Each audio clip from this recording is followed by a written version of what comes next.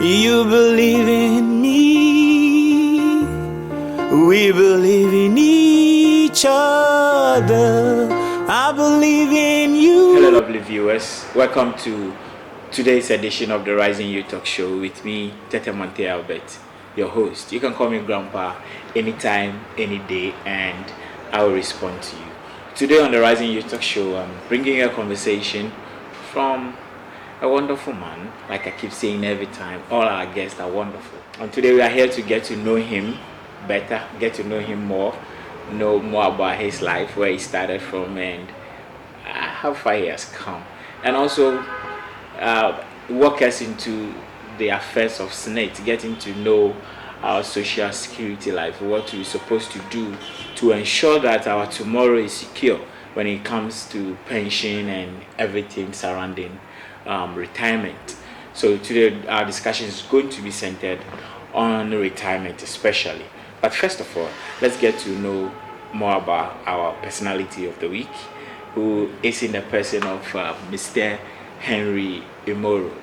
Sir, you're welcome to the Rising Talk Show. Thank you very much. And lovely viewers, Mr. Imoru is the branch manager for the Asafo SSNIT branch. Asafo branch of SSNIT, and he is the branch manager doing marvelous work to help the citizens of Ghana as long as pension is concerned. But let's get to know you. So Moro, today we've come to you, to know you, get to know more about you as we learn, get to know more about pension as well. But tell us, someone will say, will ask, who is Mr. Henry Moro, basically? Well, thank you very much for the opportunity. Good evening to your listeners, the viewers.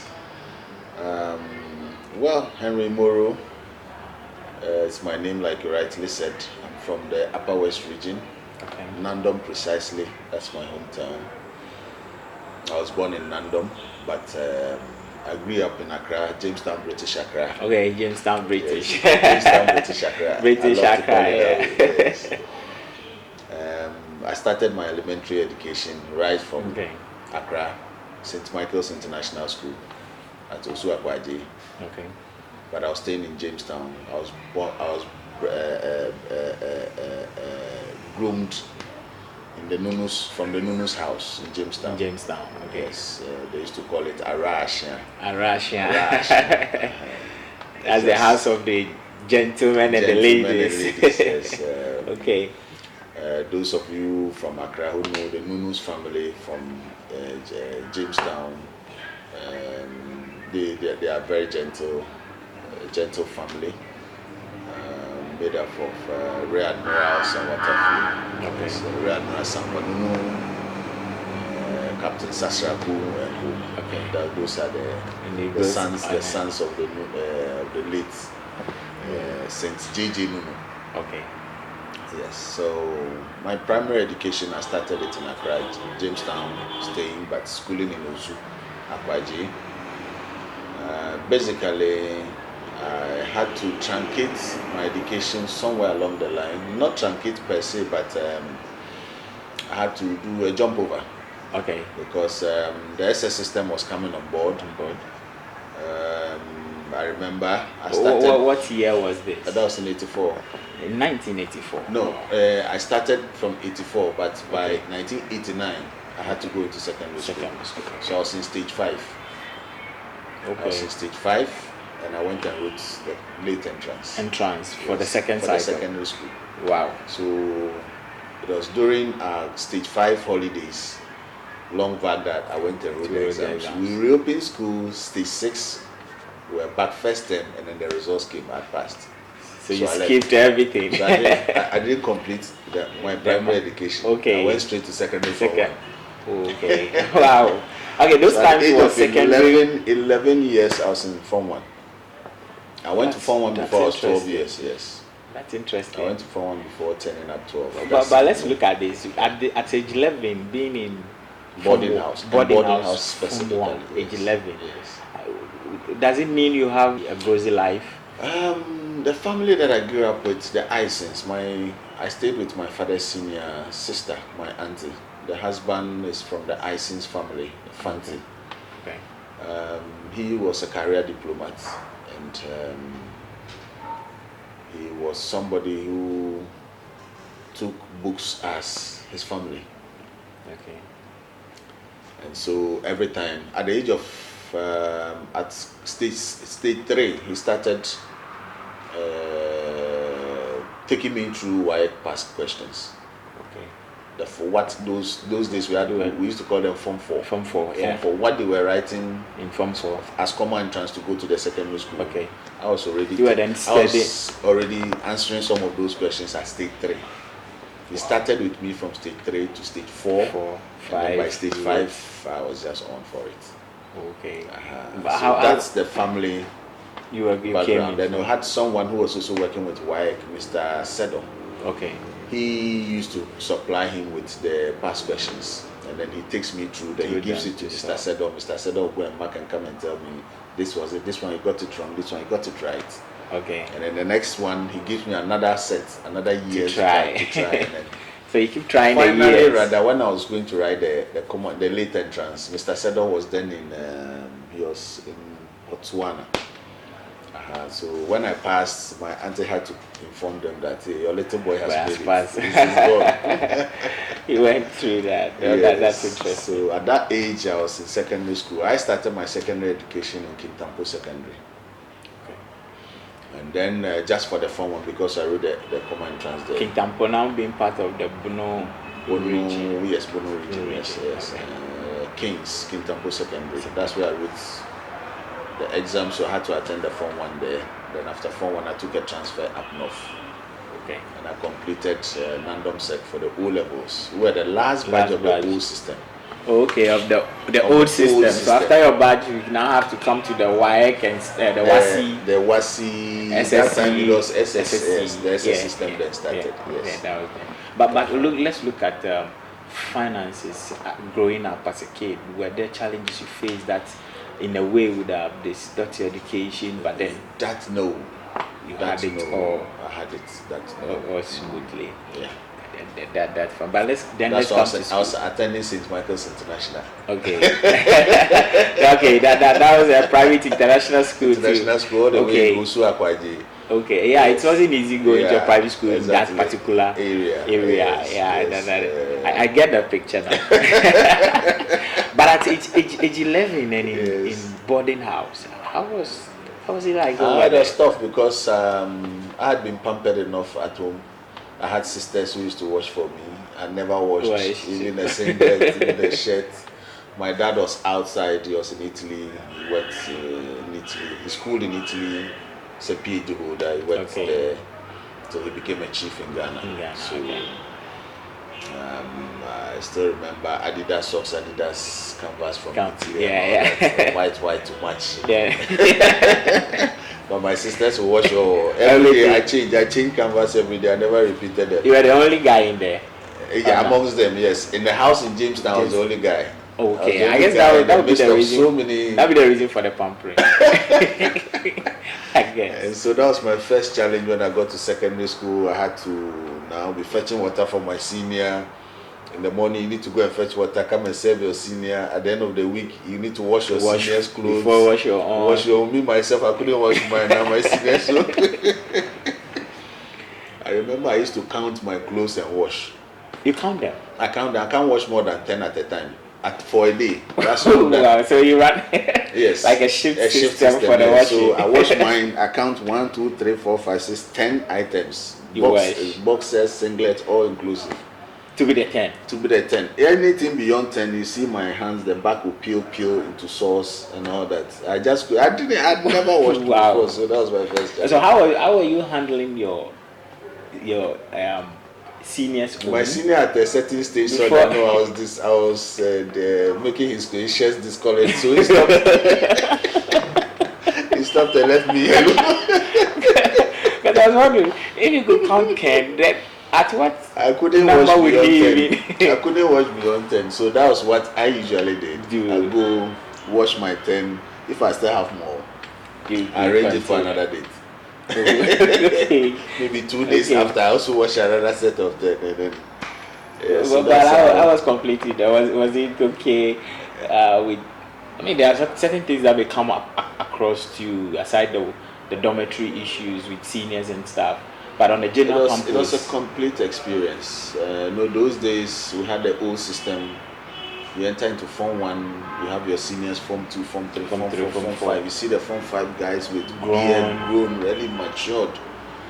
And so the first day, as soon as I arrived, there was this biabo, and they were all coming to welcome me. It's like a fresh guy. That was my first experience. My auntie took me to the school and handed me over. I was so small. So it was like 11 years. 11 years. I'm just imagining how I still remember the Form 5 guys at that time who were the senior most and the prefects. Almost everybody wanted to have an interaction with me because they were seeing me to be too small to be in secondary school, and so everybody wanted to just speak to me, find out where are you coming from. He's from Accra, from which school, and how old are you? That was the major question. Everybody wanted to know my age. Because it's surprising. I mean, it's surprising. But I met a mate there in school too. He had also come and written the exams. And he was equally young. We were in the same school in Osu Akwaji. Oh, okay. St. Michael's. Okay. Yes. Okay. Richard Noni. Okay. Yes, Richard Noni. We met, and then we're about 4 small of same age in the school, within the 12, 13, Parkwesi. Okay. These fools. So you were forming your own caucus. We had to form our own caucus. Just that Richard and myself, we were boarders. Okay. But Parkwesi and the other guy, they were day students because they were from Kintambo Town. Okay. So after school has closed, they go back to town. Then Richard, myself, we stay. Because you were boarders. We were boarders, so we had to stay. I can imagine that experience. Let's quickly look at tertiary. Tertiary, I started with Legon. Okay. Yes, University of Ghana. Commonwealth. Yes. Oh, that's a strong hall to strong hall. Oh. Yes. That means you are a Vanda. I am a Vanda. I was one of the outfit members, a chief, of course. You were a chief? Yeah, one of the chiefs during our time. Okay. Yes. What year group was that? I finished 2002. 2002. I finished League in 2002. That's so many years back. That's true. Yeah. Yes. Our time, we did national service twice. After 6th form, we do national service. So I did my 6th form education in Bishop Eman. Okay. Yes, and after that, I went to the Western region to do my first national service. When I came to Legon. Okay. Then after Legon, I had to do the second one again, second national service. Yes. But I started work also with SSNIT. All right, but a life experience in Legon. Anything to share? Anything to share. Legon, we still came on board during the, I think there was this Mobra strike period. Yes, those were interesting times. Those times. Encounters with police over academic and facility user fees. Okay. We had to go to town to demonstrate. And then the police came. We were fresh students. I mean, first year students at that time. So at that time, just entering into university life. We're so excited. The youthful exuberance was there. We're just too eager even to join without even understanding the issues. We wanted just to join and be in town and be counted as university students. That's it. So it was a nice experience. Got to town, got overcharged, and then before we realized, the police came in with their water cannon vehicles, those hot water with tear gas and all that. And then I remember several of the strikes or demonstrations to Golf House. To Golf House. Okay. To the very SSNIT that I work over students. The same people you were protesting against then. I finally ended up working with them. That's interesting. And I remember when we were chiefs, we led the demonstration to Golf House to protest for our loans. I was going to come there. Student life is always very, very funny. Very fun. I was going to come there as a chief at, in Commonwealth. Some of the things that happens under your authority that you initiate, no vandals, all this lifestyle is inclusive. Everything. I know the tertiary level of education, we are all matured adults virtually, sure. It's allowed. Unlike secondary school, where it is a taboo to be seen at the girls' dormitory. Just and same for the girls also appearing at the boys' dormitory. With this one, I'm talking in terms of this Jama life. Yes. The how you even move to them, how you even go to them, the way sometimes the dress, the inspirational things that we do just to keep body and soul in touch. Okay. Yes, it keeps us alive. Okay. It keeps it rekindles a spirit of vandalism in us. Okay. It unites us as people who belong to one common cause. Okay. Vandals, we live as a family, and we are very supportive of each other. And that has always been the spirit. I remember I went to IPS to play ball during their whole week celebration, and there was some small scuffle. Okay. Natural fact, as usual, I was scattered them. I can imagine. And then the police, the Legon police commander came with it. That was the Kufuor era. Okay. So they had given the police this Tundra, Tundra pickups, and then some Peugeot. So the commander came for patrols. So they came with the Tundra pickups too, with the policemen. And then the commander was in the Peugeot. So when he came finally, the crowd, the number of people he saw outside, he was wondering, are you sure this is your number? And they were like, yes. No, I doubt it. Some of your men are hiding somewhere. We told them, this is our number. So if we send this, that's all. The school is and all the IPS guys had run into their rooms, locked up, and because of Vion, just they themselves didn't know the number of people, but the action that those people took, they thought it was so huge that the bus had even gone back with so many of the banners back to Komodo. Okay. But once they were there, information hit them because I think a radio station picked up the information. Okay, so they all returned back. Yes, the bus returned with the players. They are football players. It was just some small issue of some referees' judgment, and then it sparked a whole controversy as usual. So the bus had gone back, and vandals were rather charging that their head were being attacked. So they wanted to come reinforcement. That's what we usually call it. Okay. So the police guys saw that no, if this is the number, then what they want to do is that they want to send us back to school. We said no problem. If they provide us with the means, there are Tundra pickups. They carried the two Tundra pickups to go out. And they ordered them, we want the siren on. So they had to put on the siren. As soon as we reached the entrance, University of Ghana, when you enter, you could hear charging going on at the city. Sure. Rwanda City.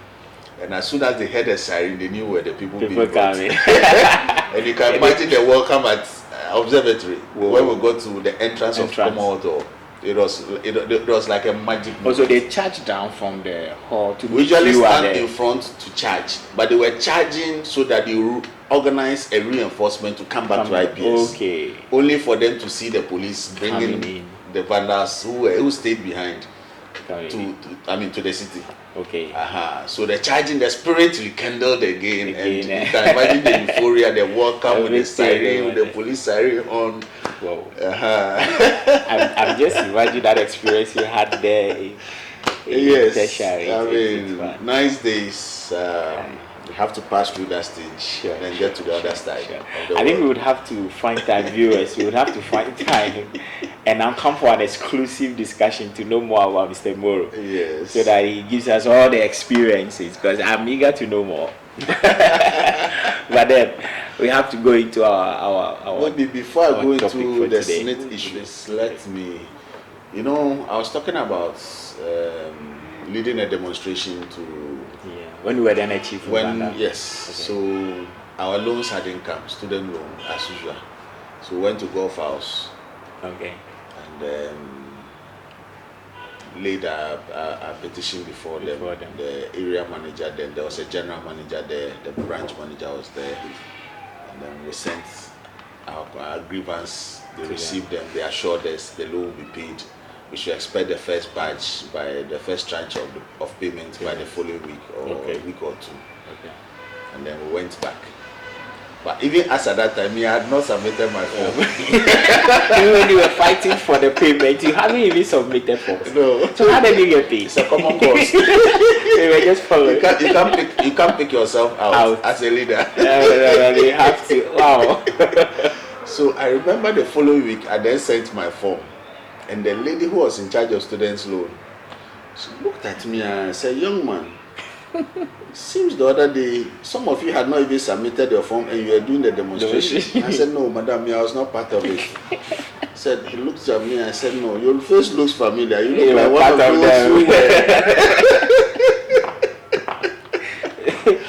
were." So, funnily enough, the following year, I was working there, and then the students also came. Our genius. You have to now process for them. Our genius also came on the same mission, demonstrating against student loan. The loan has not delayed, it hasn't come yet.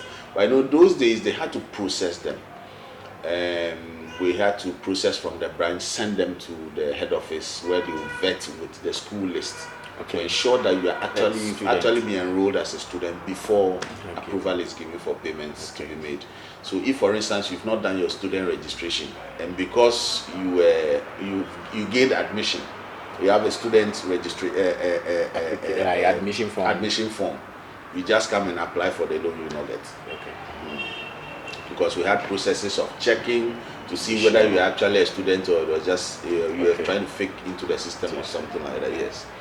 So the following year, the lady told me, "Last year, you see, you were in school. Today your colleagues are coming, so when they come, we will let you go and meet them." And then you explain to them the process. Now you know what it takes. No. After going there to attack them, now it's your turn to explain. "Madam, this I beg you, push your hand a little." Anyway, that's interesting. I mean, challenges in life sometimes. When you're on the other side, you don't see certain things. You will see how it's going. Youthful exuberance, you jump on, and then now I find myself there, and I now understand the system properly. I understand why the process is there, and I was deeply involved in that. I believe at that time you wish they hadn't demonstrated committee there. Actually, because you've now understood the process. Yes, exactly. And in some cases, even the university used to delay in bringing us the master list. Until the master list comes, there's nothing that you can do because you don't know who has registered. So actually, and the school also gives time for registration.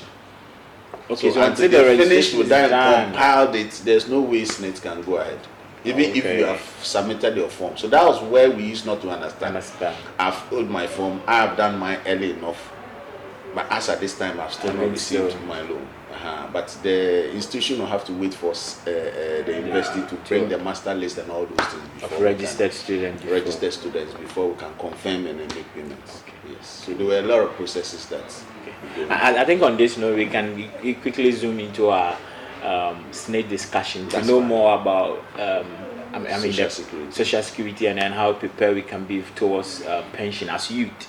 But viewers, be reminded that this show is brought to you by Oils Fast Food, Catering Bespoke, Kakigraphy, and Partido Beauty Salon. But also be reminded that Pep Fresh Yogurt Bar and Lunch has been our backbone for this program. And then we're saying that walk into the outlet and then let them serve you with that fresh, juicy yogurt to quench that thirst you have. They can come serve at your weddings, your parties, your any program at all that you have. Your funeral, just invite them.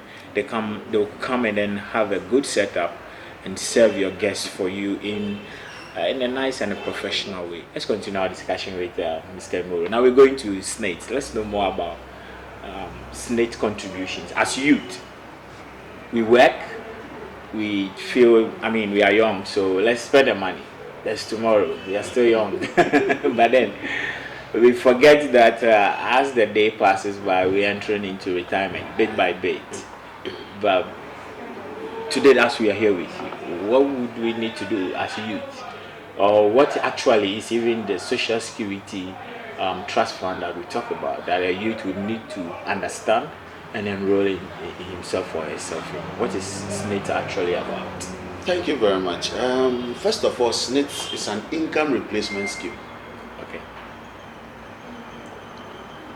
We are young today, yes. Very energetic, youthful exuberance is in us. We are working, when you are fresh from school, start on a normal monthly salary. Some earn very good salaries. Good salary, yeah. And so you would want to blow the whole sky, paint the whole world blue, black, and whatever. Social Security is part of the ILO Convention that mandates every government or society, every government to put in place an income replacement scheme in case of some contingencies such as retirement, old age retirement, invalidity, death, and others. Okay. So the purpose of setting up Social Security is to cater for us when we are no longer active enough to work. Okay. That's why I call it. We say it's an income replacement scheme, because one day we'll definitely retire. So it's there to replace your employer's income that you earn from your employer when you were working is strong. Okay. When your employer retires you, there's no way your employer will pay you when you're retirement. Okay. Once he retires you, that's the end of you. End of story. So now on retirement, what will you do? Okay. How will you live if you've not invested enough? How many of us can invest? How many of us are able to save? Okay. Guaranteed. Guaranteed savings. Yes. Okay. That we have out of my monthly salary every month. I'm putting aside something, whatever. I'm not touching it until old age. That I'll touch it. We can't. No. We can't be assured of that. Not in our settings. A mess. Yes, in our settings. If that is left into our own hands. That is the purpose for which the ILO Convention mandates most of the governments, every government, to put in place a scheme that would replace our incomes in our old age or under certain contingencies such as invalidity, sickness, death, and an old age retirement. That is what social is about. So most of the times people come asking, I've contributed and I mean to me Jemisica. Social Security is not like a savings account. Okay. Neither is it like some other insurance companies where, like car insurance, you get an accident, you go pick it up. The purpose of Social Security is to replace your lost income from your employer when you attain the retirement age. So it is to take care of you when you've attained a certain age. So it means that until you get to that age, you are not entitled, no matter how much you've contributed. You are still energetic. So the law expects that you should work, contribute. But then there's an age that there's nothing you can do. That is when you attain the retirement age. You must go home. Okay. You cannot continue to work. You definitely retire. Okay. In death, if you die, your survivors, your beneficiaries, what happens to them? You have brought people onto the earth. Children, wife or husband with children. What happens to them? If they are in school, if not yet attained a certain matured age where they can also work, what happens to them? Assuming you become sick to the extent that you can no longer work, what happens to you? You are down with stroke, your employer says, well, he can't work again, so I'm laying him off. What happens to you? These are the seminal questions that Social Security seeks to address. Okay. In the old setup, our old family setup, we had the family systems of support. Yeah, where families help one another. The older generation farm to feed the children. When we become grown, we also help farm. We take over others. Farm to feed the elderly. Our grandfathers provide. Your father dies, the brother assumes responsibility, tries to cater for the brother's children, the brother's wife. Tries to feed the other families. But the question is current civilization or it has virtually kicked out some of those. Yeah, because currently you won't see that happen. Currently, everybody seems to be concentrating on his personal self and his direct family. And that is the more reason why we must take social security more serious. And back on it as young people, create our own accounts, build our social security fund, and assure ourselves of a guaranteed future. Okay. So what does one need to do? Should First the of all, person there's have always this interest to- confusion of this 3-tier pension thing. So maybe Yes. I would like to throw light on it a little bit. and more into the deduction factor, because most people have I will a do problem. that. Currently, we are Yeah. operating a 3-tier pension scheme. Okay. SSNIT is tier 1. SSNIT. Is tier 1, the first tier. The second tier fund managers to exist. And then we have the third tier, which is voluntary. The first tier and the second tier are mandatory. Okay. Now, SSNIT is responsible for the payment of your monthly pension. If you belong to the current act, I think I'm addressing the youth, so Sure, I assume there's yeah. none of them who belongs to PNC Law 247. No. That's the old system. So we are in the new as system youth, now. all those born after 1960 belong to Act 766, 766, which is the first tier, the second tier, and the third tier is voluntary for you if you have excess money to invest. Fine. But the first tier and the second tier are mandatory schemes. That once you are working, you need to contribute into these schemes. Okay. Now, SSNIT is the first tier. Our responsibility is that when you attain the retirement age, we will pay you your monthly pension until whatever time that God You will are call called. you. Okay. SSNIT will be responsible for your monthly payment of pension. So every month you will be guaranteed that you earn something from SSNIT to be able to take care of yourself. Okay. So the second tier fund managers, they are responsible for the payment of your lump sum. So when you are retiring, they will pay you the bulk money. Then every month you come to SSNIT and we will pay you the monthly pension. So the second tier is only responsible for that whole bulk lump sum payment. payments, yes. For the initial when you attain the retirement age. Yeah. So they do the first payment, which is the lump sum. And then the subsequent ones monthly will replace your monthly income. Okay. Which you are no longer going to earn from your employer. Okay. If I'm getting it right, then it means after the second tier managers have paid what they have to pay, you are no longer going back to them ever again. It's a one-time payment from them. And the rest have to be taken care by SSNIT. SSNIT serves as the safety net. Okay. Which assures you that every month you continuously earn something. But what you take over the second tier managers, what you take from them, doesn't affect what you earned with SSNIT? No, there are two different functions. You contribute into the two schemes. Okay, can you help us with the contribution factor? So with the contributions, as a worker, once you have gained employment, the first thing you need to focus on is to ensure that you are registered with SSNIT. And then you give your social security number to your employer. Okay. Now your employer is supposed to use that social security number, which becomes your account number. The social security number is your account number. That's where we credit all your contributions until your retirement age.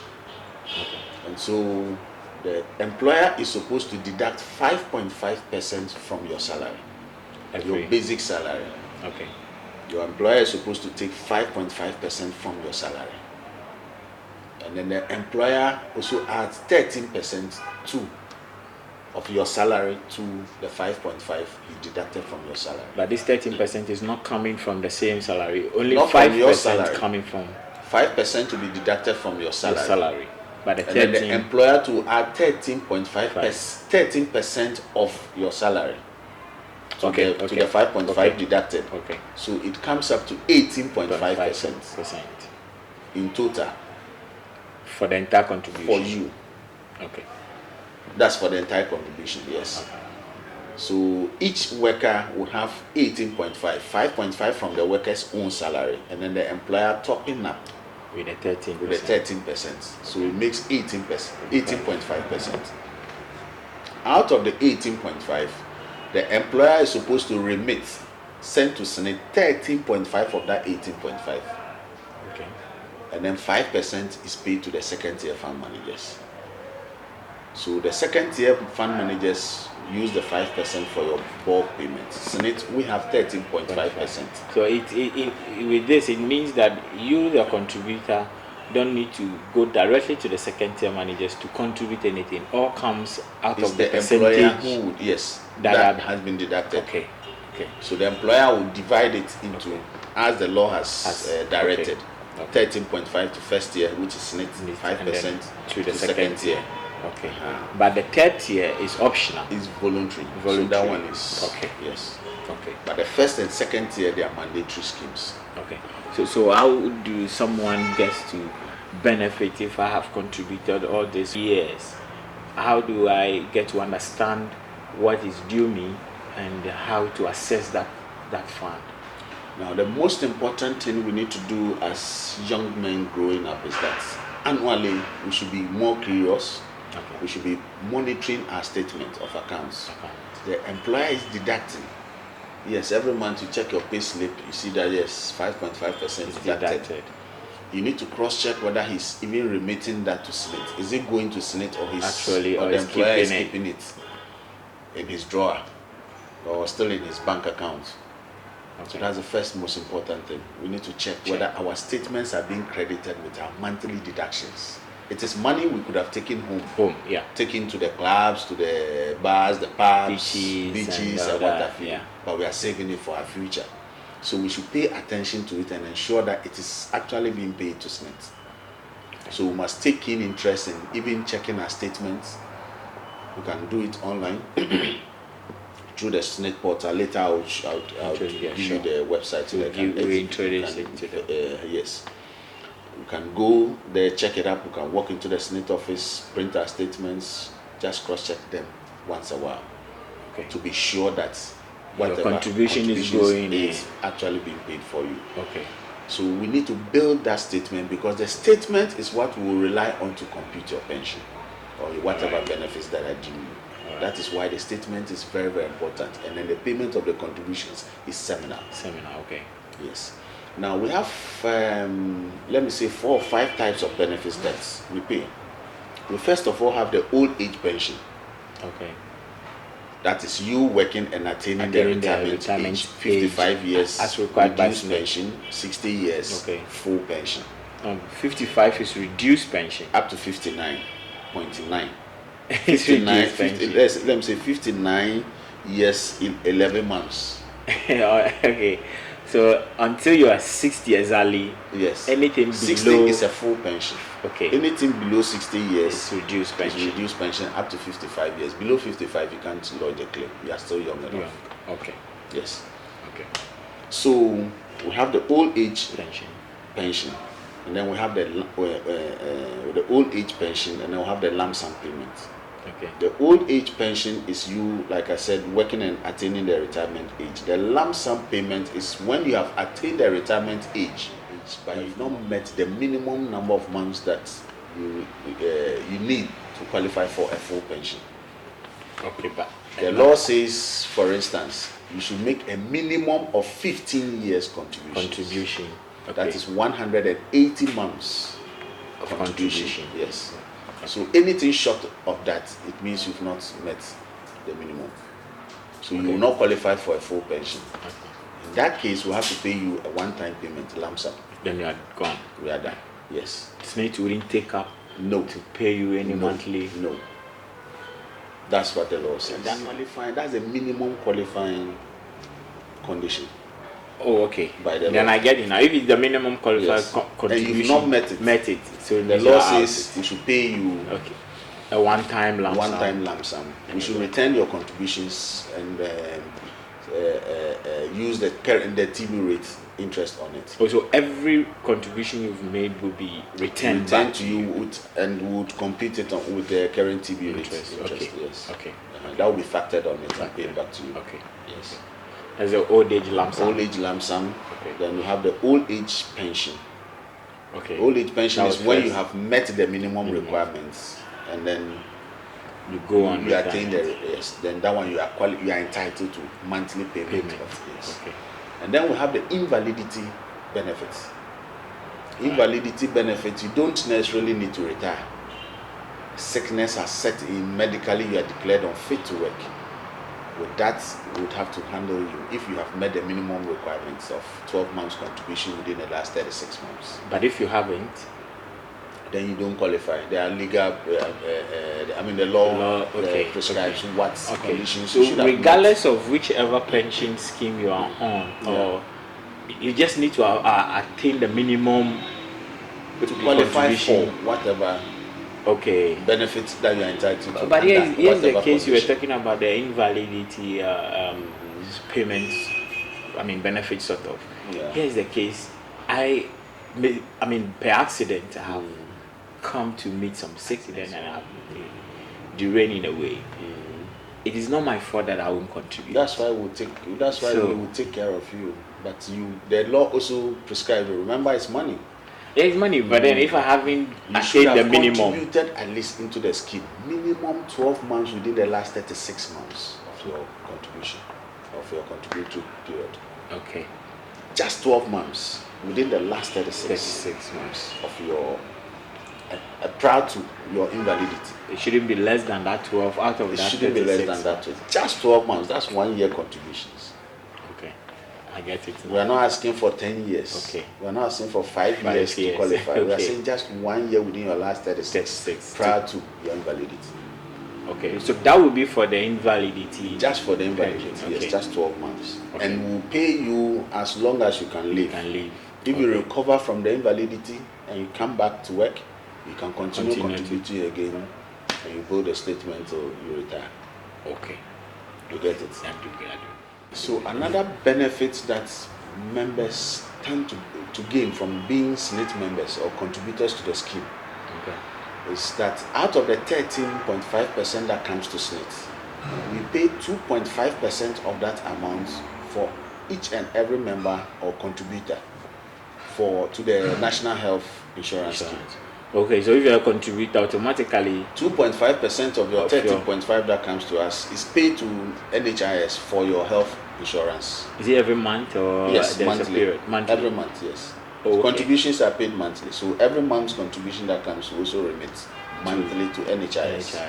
So that what it means is that as a contributor, the annual premium that you go to renew, where you pay, you are not supposed to pay. SSNIT is taking care of that premium for you. Okay. We pay that on monthly basis on your behalf. So what of those who have private health insurance schemes? We do for the health insurance, which is the national one. The private ones. Because if I'm a SSNIT contributor and perhaps I don't have a national insurance, I've not enrolled onto NHIS, but then I have a private health insurance scheme that I've enrolled onto. Does it mean I don't stand a chance of benefiting from this 2.5? What we do is to the health insurance, because that's nationwide. We need to look at the majority, what will benefit the masses rather than a smaller number. Okay. Yes. So we pay 2.5% for all our members to NHIS so that each member can enjoy that benefits. So annually you don't need to pay your premium because SSNIT has already catered for it. It's only the processing fee that you're supposed to cater for. Okay. So that's another benefit that being a member you start to gain. Okay. Yes. And we do not factor that in our computation when we are processing your benefits. Okay. We will still assume the money, we still have 13.5% contribution with us. It's part of our social corporate responsibilities. That SSNIT absorbs. Okay, so the 2.5 is just out of your responsibility, social corporate responsibility to help ensure that our members can still have access to good health, live longer, contribute more, and then live to enjoy their benefits. Okay. But as we're coming to the end, finally, if you can walk us through the computation. Somebody might be wondering, how do I calculate to know from home? Let me know what to expect. If you go into the Act 766, it spells out the formula. Our benefits are predefined. They are predetermined by law. It's been defined already. So you see, we have ours is a defined benefit. In other schemes, the benefits are not defined. What I mean by defined benefits is that in our case, the law says that if a member contributes a minimum of this amount, 15 years, which is 180 months of contribution, there's a formula for everybody, whether you are rich, whether you are poor, whether you contribute 1,000, you contribute 20,000. Same formula. There's a formula that will be applicable to all of you, and the formula has been determined by law. Okay. average of your best 3 years is used against your pension right, which is the number of years that you have contributed. And then we multiply that by your the age reduction factor. Are you retiring at full pension or at a reduced pension? Okay. So that is a formula everybody's figures will go through. The average of your best 3 years by your pension average of your best 3 years salary. Yes. So it could be any company at all, as long as it's the salary that we use. Yes. We don't use your contributions, which actually comes to SSNIT. Okay. What you pay to us is 13.5% of your salary. Okay. But when you are going on retirement, we use your salary. The average of your best 3 years salary to compute your benefits. Okay. We multiply that by the number of months that you've contributed. That's your pension right is determined by the number of years or months that you've contributed into the scheme. Okay. That's your pension right. That's your pension right. Okay. So we pick the average multiplied by the pension right and then the age at which you are going. That is all for everybody. So the average of your best 3 months salary. 3 years salary. Sorry, average of your best 3 years salary. Your pension right. Yes. And then the age reduction factor. Are you going at 60 or you are going below 60? Okay. That is how the computation goes for you to know what you are to expect at the end of. For everybody. Whether MD, security man, driver, everybody, that's the formula. So our benefits are defined. I just received this quick question. I want you to address, and it has to do with those who are not doing any work which comes with a monthly salary. Perhaps I do my own business. I do trade. Whatever comes into my hand, bit by bit, I gather them, and at the end of the month, I know I have this. Yes. How do such a person we have contribute? The voluntary scheme. We have a voluntary scheme that can cater for you. Okay, just that under that jurisdiction, you don't have an employer who will pay 13% for you of your salary, and then deduct 5.5 from you. So you are both the employer and the employee. So you have to pay everything. You pay everything, 18.5%. Pay everything. Everything. We remit 13.5 to tier 1 and then send 5% to tier 2. So with such a person, at the end of the day, at the end of retirement, I want to come for the benefit. Yes. How is the computation going to be done? It's the same formula. It's the same, but then how would you now determine the best of his 3 years salary? It's the contributions that you paid is based on a salary. But this is a payment that the person didn't contribute based on a specific salary being given. Whatever figure that you are coming with should not be below the minimum wage. Okay. Remember, there's a minimum wage. A minimum wage. Okay. And that minimum wage is that's the least figure that you can contribute on. Okay. Yes. So you can't contribute below that figure. Okay. You get it. So per that percentage, it's now up to you whether you want to pay higher, more than that, whether you actually earn that. Remember, Social Security is not just about coming to dump money. Okay. It's not an investment scheme like you have some insurance scheme or bank savings where if you have some loose money, just go and dump it there. Social Security, you must earn the income before you can contribute. Okay. It's based on earned income. So if you don't earn 5 million, you can't come and pay contributions on 5 million. Okay. So you must declare from your trade, whatever businesses that you are doing, how much you earn as profit at the end of the month. Okay. And then based on that, you make the contributions. To that. Okay. Yes.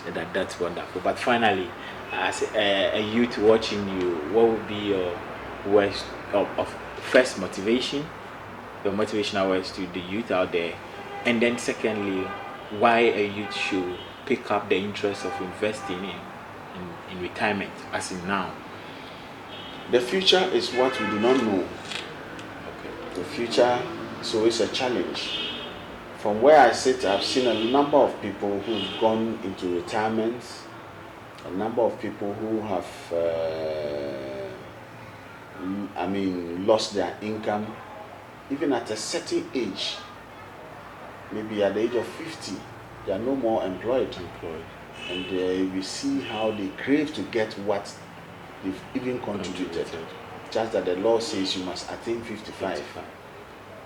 And if some of them recount their stories to you, how difficult it is, that should tell you what will happen when you retire. As youth, I would encourage that we take Social Security to be very paramount, very important in our endeavors. If we are engaged anywhere, let us ensure that Social Security is catered for, is being paid for by our employers. As soon as you change job, the new job, give them your social security number and ensure that they are actually contributing for you. That is very, very important. Let us encourage. You see, with the invalidity, it is a minimum of 12 months within your last 36. So if within your last 36, you do not have contributions, then what happens to you? Okay. Others say, "Oh, yeah, so." And I will So social security, we need to, as youth, let's take it very serious. And let us not also, I realize some people create the impression that, oh, I'll not start, start putting up something, building a house, or I won't start now. When I'm going on retirement and they give me my retirement money, I'll use that to build. That's not the purpose of social security. We are supposed to live our lives, do whatever we need to do, build early enough or as much time as we have before attaining, so that this retirement money is to support you, because at that age nothing will come from your employer. Sure. You wouldn't even have the that strength other allowances that we earn, traveling allowance, out whatever, it won't come again. Trekking allowance, it won't come again because you go on trek. Okay. Annual bonus, it won't come again. So the only source of income will be social security and whatever investments that you've invested in life. Okay. So as youth, let us start early. Let's ensure that these contributions are going. Let's start building if we need to build, and not rely on SSNIT money to build. When that happens, then you see that you become very tight in your old age retirement, and it sometimes compels some to go for other burdens that maybe are not conducive for them. So the first most important thing is we ensuring that our contributions are being paid. The second one is to ensure that we update our beneficiary information as and when we think we deem it fit. You have one child, you update it. You have another child, you've added on. You are married, you want to add your wife or your husband. It's allowed. You can add as many as you want to add. As many children or as many names as you want. You are going to share your 100% property for as many people as you put. Okay. So if you put 50 names there, you are sharing 100% for 50 people. Okay. You are putting 5 names, you are sharing 100%. We don't decide. You will decide how you share it. 10% for them, or 20, or 95 to whatever. Okay. Okay. So the most important thing is to ensure that you've updated that records. I mean your records, your beneficiary records, so that in the event of death or any of those ones where you no longer be present, to maybe tell us what your intentions are, we'll just rely on that information, and then everybody gets satisfied. Yes. All right, lovely viewers. So too soon we've come to the end of today's conversation and discussion into SSNIT issues with Mr. Henry Imoru, who happens to be the branch manager for the SSNIT Asafo. Mr. Imoru, thank you so much for coming on our show, sharing this insight with the youth. I mean, helping raise a generation where we'll be retirement conscious, so that tomorrow our tomorrow we didn't have that problems and fight, as in where do I go from here, what do I do from here, and find troubles. Thank you so much for coming on the show. Pleasure is always mine. And our doors are always open. We encourage anybody who wants to make inquiries, they can always come in. We would be here to support them with the necessary information. My boss usually tells me that it is better to have hope than not to have anything at all. Wow, I like that. When there's hope, SSNIT is hope. Because once you're a contributor, you have some hope that in the future somebody will be there to pay your monthly, to pay you every month. Okay. So it is better to have that hope in you than not to have anything at all. Thank you. It is better to have hope than nothing at all. If not for anything, have hope. And to have hope means to contribute with SSNIT and have the hope for tomorrow. Exactly. So that you wouldn't find yourself wanting when you go on retirement. On this note, I want to say thank you for joining the conversation today and staying glued to the channel. I've come your way from the Asafo branch of SNIT, and my name is Tete. I believe in Come your way again next week, and it's bye for now. You believe in me. We believe in each other. I believe in you. You believe in me. We believe in each other forever.